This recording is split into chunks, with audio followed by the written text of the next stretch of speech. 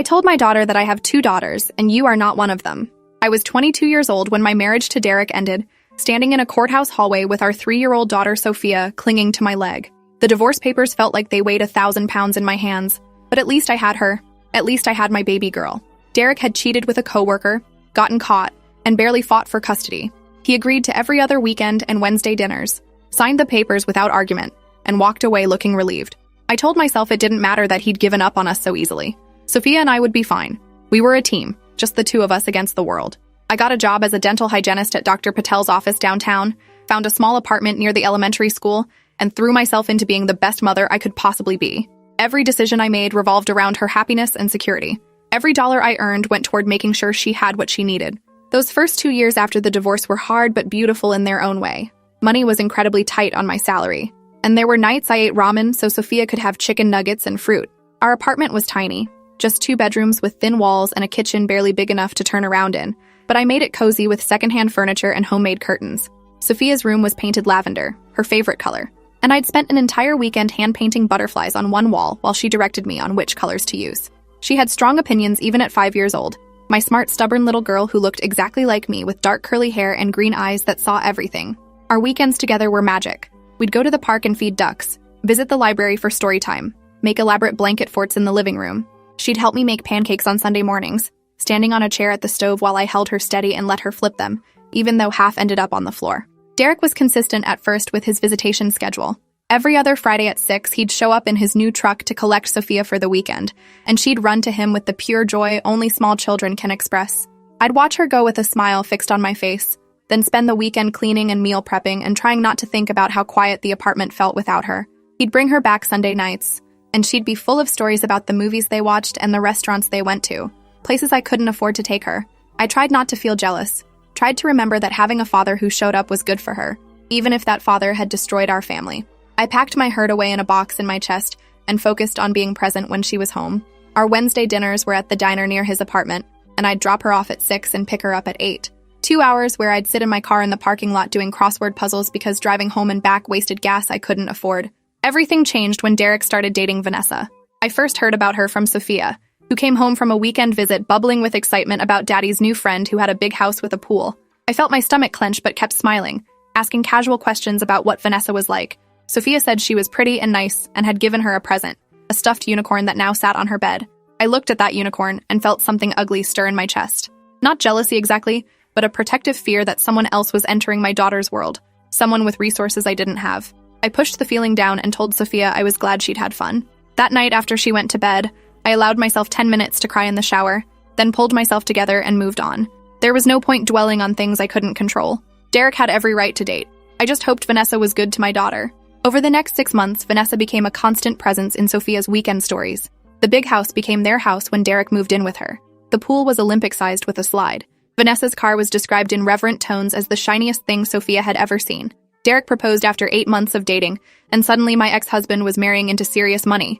Vanessa's family owned a chain of car dealerships across 3 states, and from what I could piece together from Sophia's innocent observations, she'd never worked a day in her life. She spent her time decorating their house, planning charity galas, and apparently showering my daughter with gifts.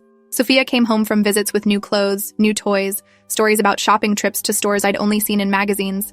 I watched my daughter's eyes light up talking about Vanessa's walk-in closet and felt my own inadequacy like a physical weight. Our apartment felt smaller and shabbier with each visit.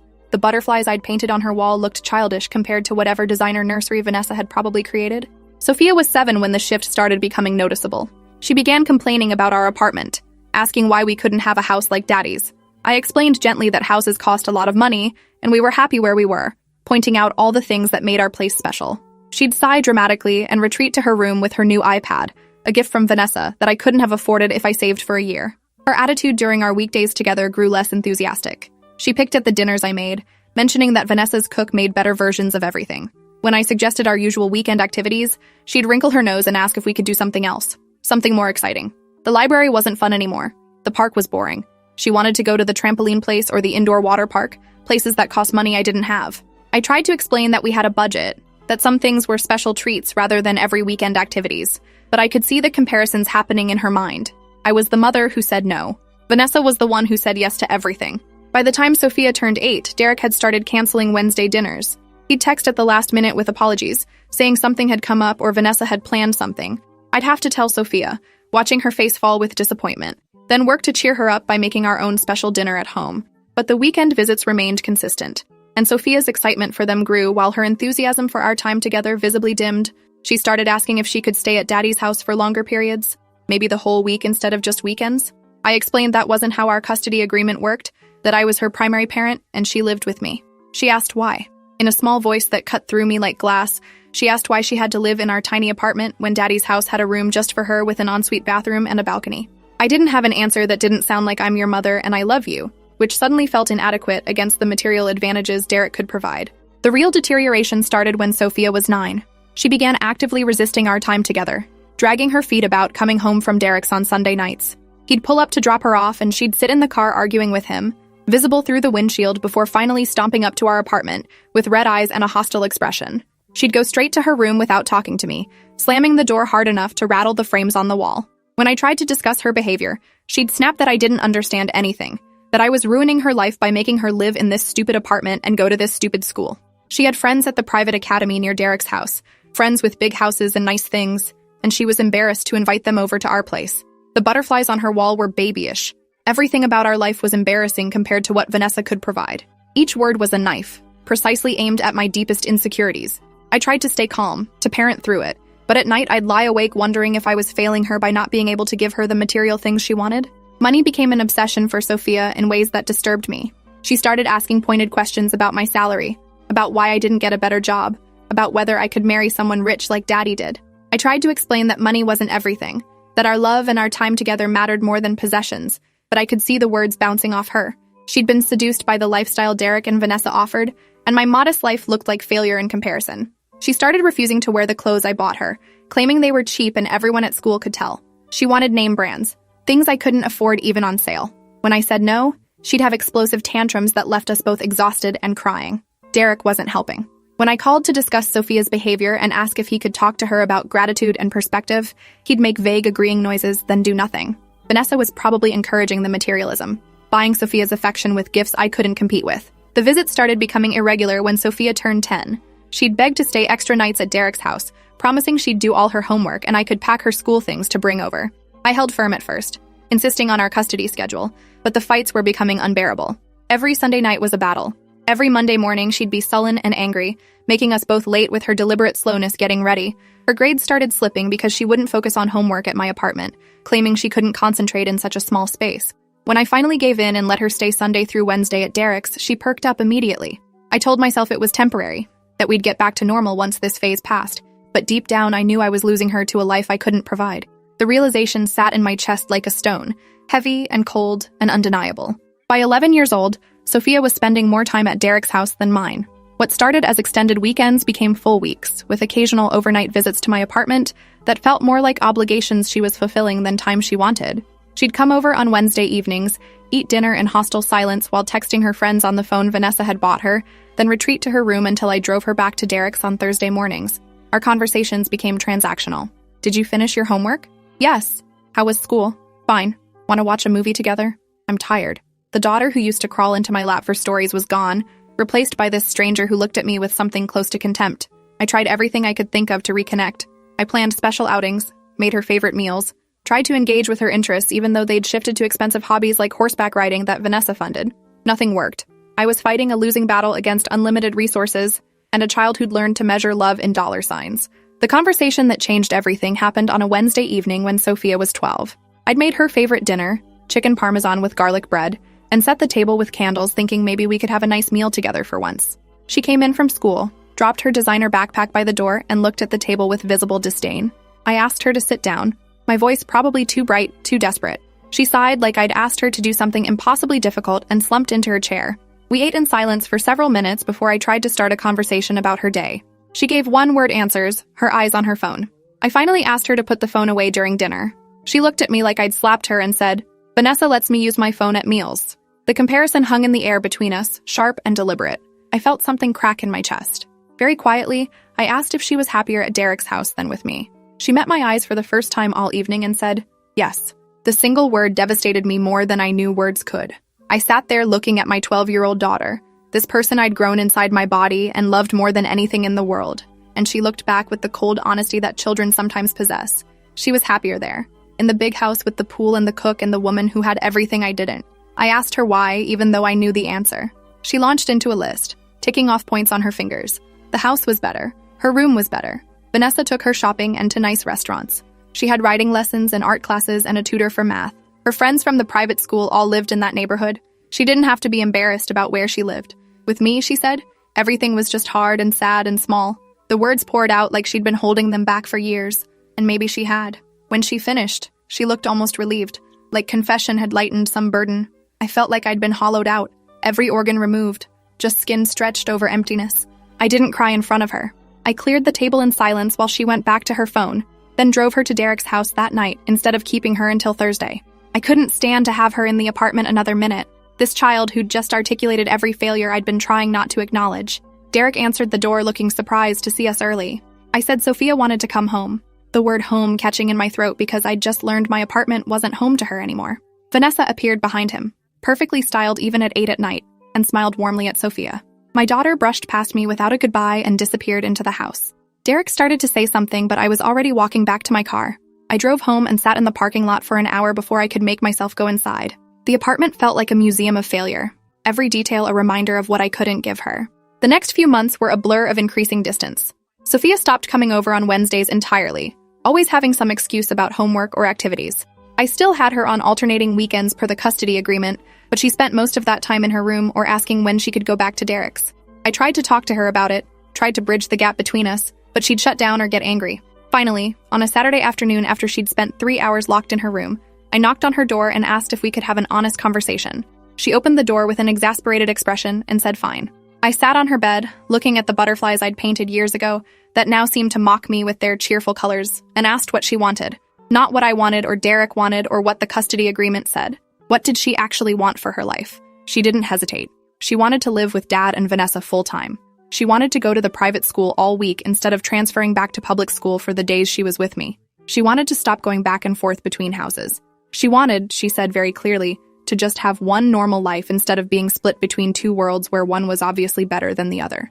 Every word was a nail in the coffin of our relationship. I asked if she'd thought about how that would make me feel, if she'd considered that I loved her and wanted to be part of her life. She said yes, she'd thought about it and she felt bad, but she couldn't keep living this way. It wasn't fair to her, she said, to have to keep pretending our time together was good when she was miserable the whole time. The clinical way she analyzed our relationship, like it was a problem to be solved rather than a bond to be preserved, told me everything I needed to know. She'd already left me emotionally. The physical custody was just paperwork. I called Derek that night after Sophia went to sleep and asked if we could meet to discuss custody arrangements. He agreed immediately, sounding almost eager. We met at a coffee shop near his dealership on Monday morning. He showed up in a suit that probably cost more than my monthly rent, ordered a complicated drink, and settled into the chair across from me with an expression that tried for sympathy, but couldn't quite hide his relief. I got straight to the point. Sophia wanted to live with him full-time. He nodded, unsurprised, and said Vanessa and he had discussed the possibility, and they'd be happy to have her. The ease with which he said it, like we were discussing a change in carpool schedule, rather than dismantling the last threads of my relationship with my daughter, made me want to scream. Instead, I asked what he was proposing. He said they had a lawyer who could draw up modified custody papers. They'd take full physical custody, and I could have visitation. Maybe 1 weekend a month to start, see how it went. 1 weekend a month. From every day to 1 weekend a month, like that was a reasonable compromise. I asked what Vanessa's role would be in all this. Derek shifted in his seat, the first sign of discomfort he'd shown. He said Vanessa had been discussing the possibility of adoption with him. If I agreed to modify custody, they'd like to start proceedings to have Vanessa formally adopt Sophia. That way Sophia could have Vanessa's last name, be a full legal member of their family. I felt the blood drain from my face. He was asking me to not just give up custody, but to let another woman replace me as Sophia's mother. The coffee shop suddenly felt too hot, too loud, the cheerful chatter from other tables obscuring white noise. I asked if Sophia knew about this plan. Derek said yes, they'd discussed it as a family, and Sophia was excited about the idea, as a family. The three of them had discussed my erasure as a family, and my 12-year-old daughter was excited to replace me with Vanessa. I said no, absolutely not. I'd agree to modified custody if that's what Sophia truly wanted, but I would never agree to let Vanessa adopt her. Derek's expression hardened. He said I was being selfish, putting my feelings ahead of Sophia's happiness and stability. She wanted this. Vanessa wanted this. It would be better for everyone if we could all move forward cleanly instead of dragging out a situation that was making Sophia miserable. I stood up from the table, my chair scraping loudly, and told him he could talk to my lawyer about custody modification, but adoption was off the table forever. I left before he could respond, my hands shaking so badly I could barely unlock my car. I sat in the parking lot and called my divorce attorney, a public defender named Simone who'd worked with me pro bono through the original divorce. I explained what Derek was asking for. She listened quietly, then said we needed to talk about my options, none of which were good. The legal reality was brutal. Simone explained that if Sophia testified she wanted to live with Derek, the judge would likely grant modified custody given her age and her ability to articulate her preferences.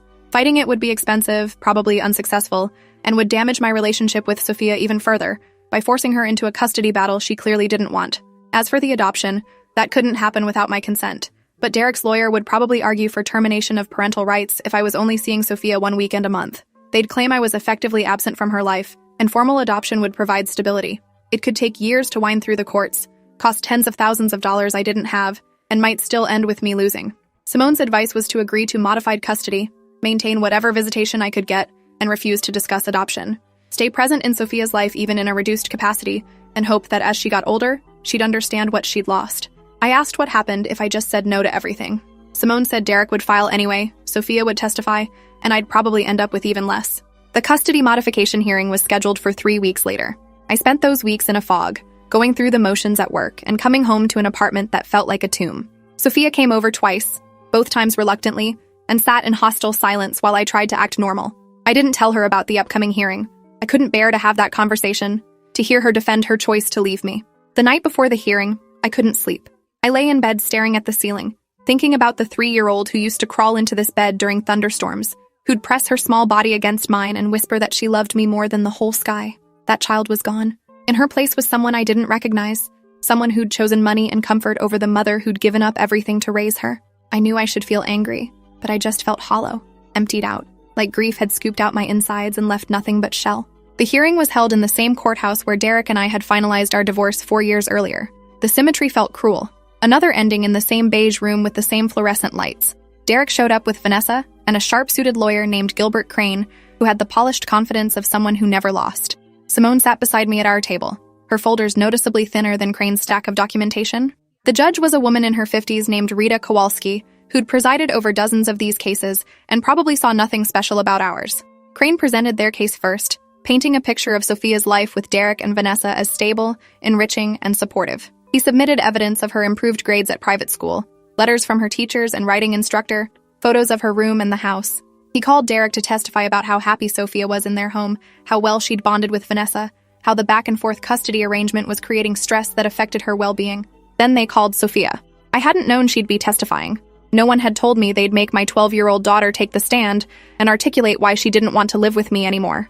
She walked into the courtroom wearing an expensive dress I'd never seen before, her hair professionally styled, looking like a miniature version of Vanessa. She didn't look at me as she took the stand. The judge asked if she understood why she was there, and Sophia said yes, very clearly, in a voice that didn't shake. Crane asked her a series of questions. Where did she feel most at home? With her father and Vanessa. Where did she want to live? With her father and Vanessa. How did she feel about the current custody arrangement? It made her sad and stressed because she had to leave the place she wanted to be. Did she love her mother? A pause, long enough to stop my heart. Then yes, but she still wanted to live with her dad. Crane asked if she'd like Vanessa to adopt her. Sophia looked right at Vanessa, who was crying delicate tears, and said yes, she'd love that. Simone tried to cross-examine, but there was nothing to work with. Sophia wasn't being coerced or manipulated in any obvious way. She was articulate and consistent. She simply wanted a different life than the one I could provide. The judge asked Sophia a few questions directly. Did she understand that seeing her mother less would mean less time together, possibly losing some of their relationship? Sophia said she understood, but she needed to do what was best for her, and living in one place full-time was best. The judge thanked her and let her step down. Sophia walked past our table, and this time she did glance at me, and what I saw in her eyes wasn't cruelty or anger, it was pity. My 12-year-old daughter pitied me. I felt something fundamental break inside my chest, some structural support that held my heart in place. When Simone put me on the stand, I could barely answer her questions. Yes, I loved my daughter. Yes, I wanted what was best for her. No, I hadn't provided the same material advantages Derek could. Yes, I understood Sophia wanted to live with them. No, I wouldn't agree to the adoption. My voice cracked on that last word and I started crying. Ugly sobs I couldn't control. Judge Kowalski granted modified custody to Derek with primary physical custody. I was granted visitation 1 weekend per month and alternating holidays, pending Sophia's willingness to participate. The adoption petition was denied without my consent, but the judge noted it could be revisited in the future if circumstances changed. The whole hearing took less than 2 hours. 2 hours to dismantle 6 years of single parenting, of sacrifice and love, and trying my absolute best. Walking out of that courtroom, I passed Derek and Vanessa in the hallway. Vanessa had her arm around Sophia, and all three of them looked relieved, happy, like a weight had been lifted. They'd won, I'd lost. The architecture of my life collapsed around me, and they stepped over the rubble without looking back. Simone touched my arm and asked if I was okay. I said yes, because what else could I say? No, I'm not okay. I'll never be okay again. I just watched my daughter choose someone else. There were no words adequate to the moment. The first month after the custody change was survivable. Sophia came for her visitation weekend, spent most of it in her room, but she came. I tried to make it special. Took her to the nice mall she liked even though I couldn't afford to buy anything. Made elaborate meals she picked at. We went through the motions of mother-daughter time while a chasm stretched between us that neither of us knew how to bridge. She left Sunday afternoon without saying she loved me, just a quick hug and bye mom before running to Derek's car. I closed the door, and the silence of the apartment was deafening. All those years I'd cherished our quiet time together, just the two of us, and now quiet felt like suffocation.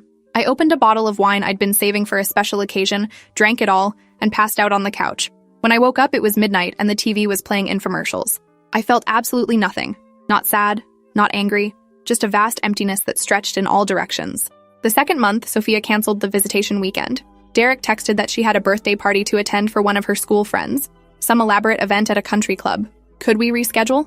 I said no, our custody agreement was clear, she needed to come. He texted back that forcing her to miss important social events would just make her resent me more. Did I really want that? I stared at the text for 10 minutes before responding that fine, we'd reschedule. We never did. The next month she had a writing competition. The month after that, Vanessa's parents were visiting and Sophia wanted to be there. Each excuse chipped away at the already minimal time we had. By month 5, she hadn't come for a visit in 3 months. I called Derek and demanded he honor the custody agreement. He said I should talk to Sophia myself. He gave me her new phone number, one I didn't have because no one had bothered to tell me it changed. I called and she answered on the 5th ring, sounding annoyed. When I said it was me, there was a long pause before she said, "Oh, hi." I asked her directly why she wasn't coming for visits. She sighed, that same exasperated sigh I'd heard 1,000 times, and said she didn't want to. The apartment was depressing. She had friends and activities with her real family. Couldn't I just let her live her life? Real family. The words hit like a physical blow. I asked what that made me. Another pause, longer this time, before she said, "You're my birth mom, but Vanessa is my real mom now." Birth mom. A term for someone biological, but not essential. Someone who'd provided genetic material and gestation, but wasn't actually parenting. I told her I'd given up everything to raise her. She said she didn't ask to be born, didn't ask for me to struggle and be poor and make her feel guilty about wanting nice things. Her voice rose with each word, all the resentment she'd been storing pouring out. She said she was happier now, actually happy for the first time she could remember, and I needed to accept that and stop trying to ruin it. Then she hung up. I called back. She didn't answer. I called Derek. He said maybe I should give Sophia some space to adjust to her new life. Space. What I'd given her was space to forget me entirely. I stopped eating regularly. Food lost all taste, became just fuel I occasionally remembered to consume. I lost 15 pounds in a month, my clothes hanging loose, my face gaunt in the bathroom mirror. At work, Dr. Patel pulled me aside and asked if everything was okay. I said yes, everything was fine. I was just tired. He looked at me with concern that made me want to scream and said I should take some time off if I needed to. I said I was fine, then went to the bathroom and cried in a stall for 20 minutes. The hygienist in the mirror was a stranger, hollowed out and broken, someone I didn't recognize. At night, I'd lie in bed and replay every moment of Sophia's childhood, looking for where I went wrong. What could I have done differently? Should I have worked more, sacrificed more, somehow competed with Vanessa's unlimited resources? Or should I have let her go earlier, recognized sooner that maternal love couldn't compete with material comfort? The questions spiraled endlessly with no answers. Month 7, Derek called from an unknown number. I answered thinking it might be Sophia, and his voice hit me like cold water. He said we needed to talk. Vanessa and he had been discussing the situation and they had a proposal. If I agreed to voluntarily terminate my parental rights, they'd waive the child support I'd been paying monthly. It wasn't much, $200, but it was something. In exchange for giving up legal rights to Sophia, I'd save about $2,400 a year and Vanessa could move forward with adoption. Everyone would get what they wanted. Sophia would have the family she'd chosen. I'd save money I clearly needed, and they'd have legal clarity. He presented it like a business deal, his voice neutral and professional. I asked if Sophia knew about this call. He said yes. The 3 of them had discussed it and she thought it was a good solution. She'd actually suggested it, he added, like that detail would somehow make it more palatable. My daughter wanted me to legally terminate my rights as her mother. I asked if I could talk to Sophia before making any decisions. Derek hesitated, then said he'd have to ask her. He called back an hour later and said she'd agreed to meet me at a Starbucks near their house on Saturday morning, just the two of us, a chance to talk. I spent the days leading up to that meeting in a state of frantic hope. Maybe this was the breakthrough we needed. Maybe if I could just talk to her face to face, remind her of everything we'd been through together, she'd remember that I loved her. I rehearsed what I'd say, practiced staying calm and non-accusatory. I wouldn't guilt-trip her or cry or make her feel bad. I'd just be honest about how much I loved her and wanted to be part of her life. I bought a new shirt for the meeting, something nice that didn't look as cheap as most of my wardrobe. I wanted her to be proud of me, to see that I was trying. Saturday morning, I arrived early and sat at a corner table, my hands shaking as I waited. Sophia walked in 20 minutes late wearing an outfit that probably cost more than my weekly groceries. She'd changed so much in the 8 months since the custody modification. Taller, her face losing its childish roundness, her hair highlighted with expensive-looking streaks. She looked like a teenager from a catalog, polished and confident and nothing like the little girl I'd raised. She sat down across from me without ordering anything and immediately checked her phone. I asked how she was doing. She said fine, busy with school and writing and friends. I asked about her classes, her hobbies, tried to show interest in her life. She answered in monosyllables, clearly impatient. Finally, I got to the point. I asked why she wanted me to terminate my parental rights. She put her phone down and looked at me directly for the first time. She said it would make everything easier. Right now, she was stuck in this weird limbo where legally I was her mother, but Vanessa was her actual mom. It was confusing and awkward when people asked about her family. If I signed the papers, she could just tell people Vanessa was her mom, and it would be true. She'd have the same last name as her family. She could stop feeling guilty about not wanting to see me. Everything would just be simpler and cleaner. She delivered this speech in a flat, practiced voice, like she'd rehearsed it. When she finished, she looked at me expectantly, waiting for my agreement. I asked if she understood what she was asking. She'd be giving up any legal relationship with me. I wouldn't be her mother in any official capacity. I couldn't make decisions about her life or have any rights if something happened. She said she understood and that's what she wanted. Then she said something that destroyed whatever fragments of hope I'd been clinging to. She said, "I want a normal life with my actual family. You're just making that harder by holding on. Just making it harder." That's what 13 years of love and sacrifice had been reduced to. An inconvenience she needed me to resolve by erasing myself from her life. I asked if she remembered when she was little, all the things we'd done together, the library trips and the pancake mornings and the blanket forts. Did she remember when I painted butterflies on her wall because she said they made her feel like she could fly? She looked uncomfortable, squirming in her chair like I was embarrassing her with sentimentality. She said she remembered, but that was a long time ago and she was different now. I asked if she loved me at all anymore. The question hung between us, desperate and pathetic. She took a long time to answer, looking everywhere except at my face. Finally, she said, "I don't know. I don't think about you that way anymore." Not even a lie to spare my feelings. Just clinical honesty that she'd moved on from me the way you'd move on from an old friend who no longer fit your life. I told her I wouldn't sign the papers. I was her mother, and I loved her, and I wouldn't legally erase that relationship no matter how much she wanted me to. She could ignore me and refuse visits and pretend Vanessa was her mom, but legally, biologically, fundamentally, I would always be her mother. Her face hardened. She said I was being selfish, that I didn't really love her because if I did, I'd want her to be happy. Real mothers put their children's needs first. Vanessa would sign the papers if positions were reversed because Vanessa actually cared about her well-being. The comparison was deliberate, designed to wound. It worked. I felt tears start and tried to stop them, but they came anyway, streaming down my face in the middle of Starbucks while my daughter watched with something close to disgust. She stood up, said she had to go, and walked out without looking back. I sat there crying while other customers pretended not to notice. This broken woman falling apart over lukewarm coffee, and the daughter who'd just emotionally executed her. I don't remember driving home. I don't remember the rest of that day. The next thing I clearly remember is lying in bed Sunday morning, a bottle of pills on my nightstand. Prescription sleeping medication my doctor had given me months ago that I'd barely used. The bottle was small, innocuous, but I kept staring at it and thinking how easy it would be. Just take all of them and go to sleep and not wake up to this pain anymore. No more missing Sophia. No more watching her choose another woman over me. No more feeling like a failure as a mother. Just quiet and darkness and release. I picked up the bottle, opened it, poured the pills into my palm. 23 small white tablets. Probably enough. I sat there for what felt like hours. Pills in one hand, phone in the other. I should call someone. My sister, my friend, anyone. But what would I say? My daughter doesn't want me anymore, so I'm going to kill myself? It sounded melodramatic. Pathetic. Maybe it was. Maybe I was pathetic. Maybe Sophia was right to choose a better life without me. I took the first pill dry, feeling it stick in my throat. Then the second. The third. By the fifth one, my hands were shaking so badly I dropped the rest. They scattered across my bedspread, little white dots against blue fabric. I looked at them and suddenly thought about Sophia finding out I was dead. Would she feel guilty? Would she cry at my funeral? Or would she just feel relieved that the inconvenience of me was permanently solved? The thought of her relief, of my death making her life easier, filled me with rage so pure and intense that it cut through the suicidal fog. I ran to the bathroom and forced myself to throw up, my fingers down my throat, purging the pills I'd swallowed. I vomited until there was nothing left, then collapsed on the tile floor, my cheek pressed against cold porcelain. I lay there for a long time, my body shaking, and made a decision. I wouldn't die for Sophia. I wouldn't give her the satisfaction or the freedom. I'd survive. I'd build a life that had nothing to do with her. And if she ever came back, she'd find someone who didn't need her anymore. The next morning, I called a therapist. Her name was Dr. Louise Franklin, and she specialized in family trauma and loss.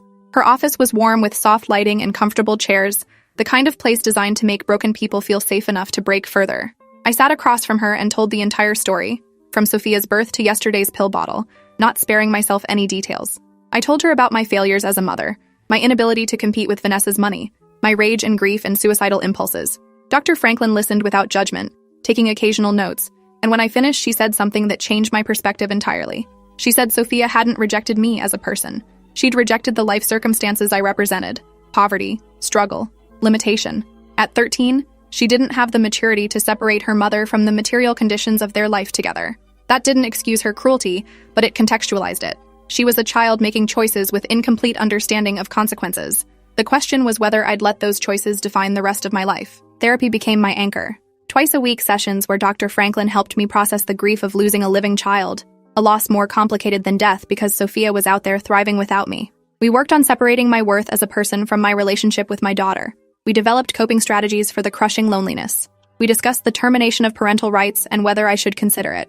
Dr. Franklin never told me what to do, just helped me think through the implications. If I signed, I'd have no legal connection to Sophia ever again. No way to reconnect if she changed her mind as an adult. No claim to grandchildren if she had them someday. But I'd also be free from child support, free from the legal obligation to maintain a relationship that brought me nothing but pain. The decision was mine. I decided to wait, to sit with it before making something so permanent. Derek sent the papers 3 more times over the next month. I didn't sign them, but I didn't throw them away either. I kept them in a drawer, a possibility I wasn't ready to actualize. 6 months into therapy, Dr. Franklin suggested I might benefit from volunteer work, something to remind me I had value beyond my failed relationship with Sophia. She recommended a local organization that worked with foster children, kids aging out of the system who needed mentorship and support. I was resistant at first. The idea of being around other people's children felt like salt in an open wound. But Dr. Franklin pushed gently, suggesting it might help me process my grief to give to children who actually wanted what I had to offer. So I signed up. My first assignment was mentoring a 15-year-old girl named Destiny who'd been in 7 foster homes and was about to age out with nowhere to go. She was angry and defensive, covered in armor that I recognized because I was wearing my own version.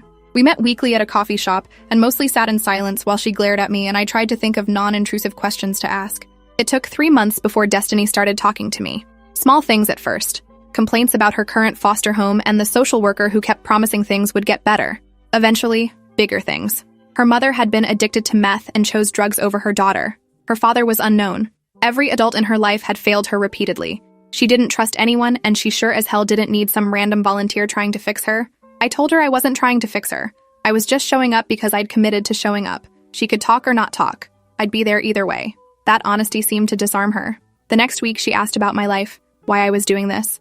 I told her the truth. I had a daughter who didn't want me, and sitting across from someone else's pain made my own feel slightly less suffocating.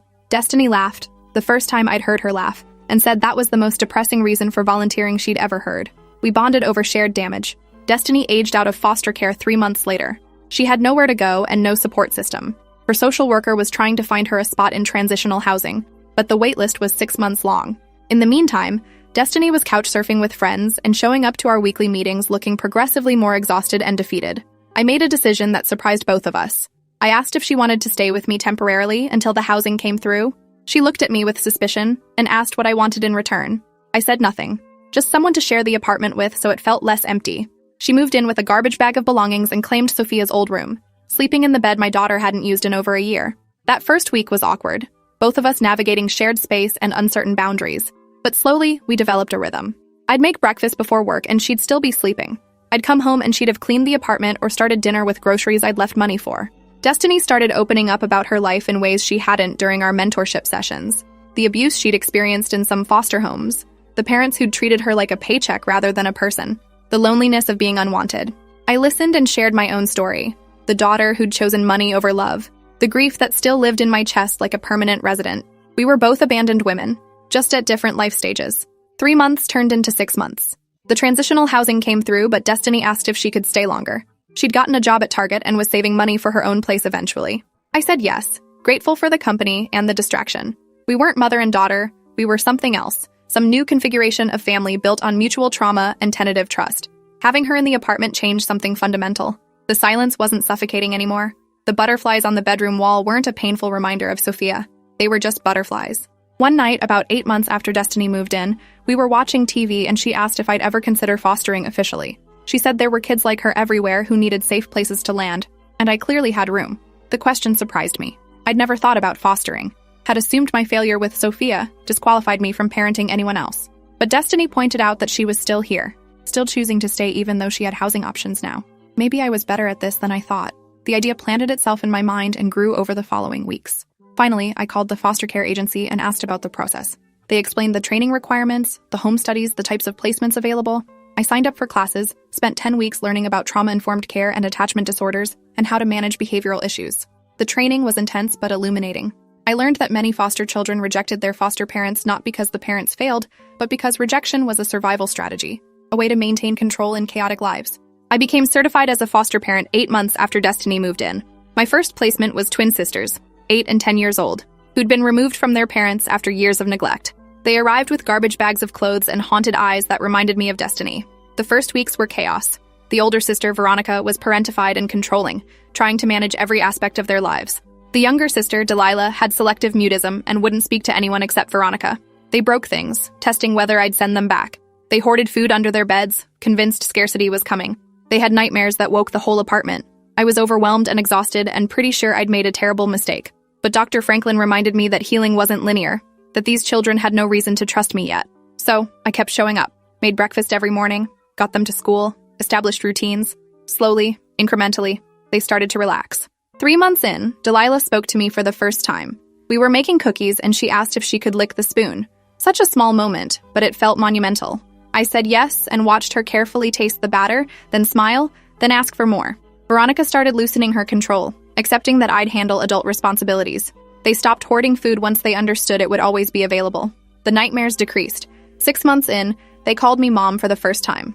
Not their mother, never that, but Mom as a term of address.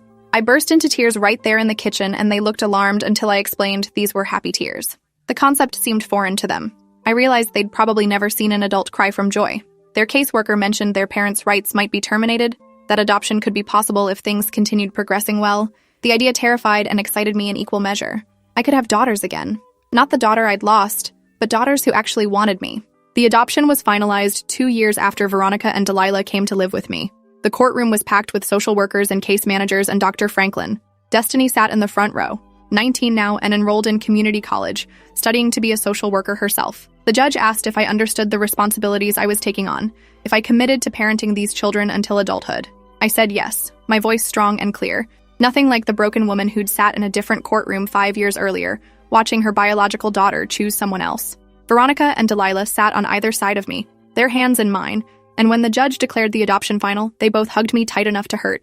These were my daughters now. Chosen family, built on shared healing rather than shared blood. I thought about Sophia for a brief moment, wondered if she'd even remember today was happening, then pushed the thought away. She was my past. Veronica and Delilah were my future. Life rebuilt itself around my new reality. I was a mother of 2, raising girls who actually wanted to be my daughters. My apartment felt too small, so I moved us to a small house with a yard where the girls could play. Nothing fancy, but it was ours. I got promoted at work to office manager, better money and regular hours. Destiny moved into her own apartment but came over for dinner twice a week. We were a patchwork family, none of us related by blood but all related by choice. The pain of losing Sophia never disappeared completely. Some nights I'd lie awake and wonder what she was doing, if she ever thought about me, if she regretted her choice. But those nights became less frequent. The acute grief faded to a dull ache I'd learned to live with. Dr. Franklin said that was normal, that losing a child to estrangement was a kind of ambiguous loss that never fully resolved. I'd probably always carry it, but I'd also learned I could carry it while still building a full life. Sophia turned 18 without any contact from me.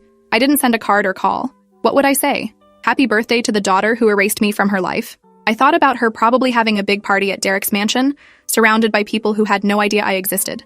The thought should have hurt more than it did, but I was busy planning Delilah's 10th birthday party, figuring out how many kids we could fit in our backyard. My attention and energy went to the daughters who wanted it. 5 more years passed. Veronica graduated high school and headed to state college on scholarship. Delilah joined the swim team and discovered a talent for butterfly stroke. I dated occasionally, nothing serious, but open to the possibility of companionship again. My life wasn't what I'd imagined at 22 when I was young and in love with my baby daughter. It was different. Smaller in some ways, bigger in others. Built on foundation of loss and resurrection. I survived because I had to, because giving up would have meant Sophia's rejection won. Instead, I won. I chose life. The knock on my door came on a Saturday morning when I was making pancakes for Delilah, who was 13 now and still loved our weekend breakfast tradition. I wasn't expecting anyone. Veronica was at college and Destiny was working. I opened the door and time stopped. Standing on my porch was Sophia, 15 years older than the last time I'd seen her, dressed in clothes that screamed expensive but looked rumpled like she'd been wearing them too long. Her eyes were red-rimmed, her hands twisted together nervously. Behind her was a beaten-up car I didn't recognize, probably a rental. We stared at each other for a long moment, and I waited for feelings to hit. Rage, grief, joy, anything. But I felt that same flat numbness from 15 years ago, that protective distance my psyche had built to keep me functional. This stranger on my porch had my daughter's face, but wasn't my daughter. Not anymore. She opened her mouth to speak, and I knew exactly what she was going to say. Some variation of, "Hello, I'm back, I need you." The script was predictable. I didn't let her start. In a voice that was calm and firm and completely devoid of emotion, I said, "I have 2 daughters, and you are not one of them." Her face crumpled, shock and hurt warring for dominance. She tried to speak again, and I continued. "My daughters are inside having breakfast. They're the only children I have. You made your choice 15 years ago, and I've moved on. Please leave my property." Behind me, I heard Delilah's footsteps approaching, curious about who was at the door. I didn't want her to see this. Didn't want Sophia's reappearance to contaminate the life I'd built. Sophia saw Delilah over my shoulder, and something like understanding crossed her face. She opened her mouth one more time, but I'd already closed the door, the lock clicking into place with finality that felt earned. Through the window, I watched her stand there for another minute before walking back to her car and driving away. Delilah asked who that was. I said just someone looking for directions, nobody important. We finished making pancakes and ate them while discussing her upcoming swim meet. Later that day, Destiny called to tell me my mother had been trying to reach me, that Sophia had contacted her crying about being turned away. I told Destiny I didn't want to discuss it. That chapter of my life was closed. She understood. She'd built her own life separate from the mother who'd chosen drugs over her daughter. We both knew sometimes love wasn't enough. Sometimes rejection was the healthier choice. That evening, I got texts from my sister and my aunt, both begging me to give Sophia another chance, to at least hear her out. I blocked their numbers without responding. I'd learned in therapy to protect my peace at all costs, even from family who thought they knew better. My daughters, the ones I'd chosen and who'd chosen me, were the only family that mattered now. Sophia had gotten exactly what she wanted 15 years ago, a life without me in it. I'd simply decided I wanted the same thing, a life without her. We were finally perfectly even. Appreciate you watching this far. If you enjoyed it, drop a like, leave a comment, and subscribe so you won't miss the next story.